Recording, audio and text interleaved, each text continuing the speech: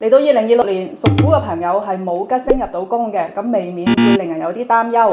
不過好彩，今年同當值太歲合咗一半，咁呢個半合對於人緣、感情同埋貴人運都有相當好嘅加分效果，可以令到我哋喺人際交往當中更加得心應手，有機會結識到對自己有幫助嘅人。而喺感情方面呢，亦都可能會有唔錯嘅進展，可以為屬虎嘅朋友帶嚟積極嘅影響嘅。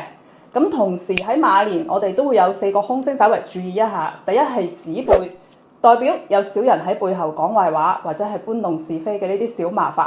另外呢，仲有白虎，就係代表有女性嘅小人，容易有婦竊之爭，同時亦都會有手術開刀嘅健康問題。另外，大煞飛廉都係代表事情咧發展會突然出現一啲各種小問題，而有少少阻滯。既然咧我哋先天係有缺失，所以我哋後天就要識得去補救啦。如果唔係點樣解決問題呢？所以喺立春嘅前後，我哋屬虎嘅朋友可以主動去同今年嘅大佬打好招呼，聯絡好感情。平時咧就要記得帶上一啲專業人士手寫嘅福氣嚟減輕以上呢啲唔好嘅星星嘅影響力。而農曆前咧可以用7日嘅時間浸一個7種顏色嘅花瓣浴，咁就可以安心迎接馬年啦。可以關注師姐，具體嘅方法同埋流程可以關注師姐入群諮詢。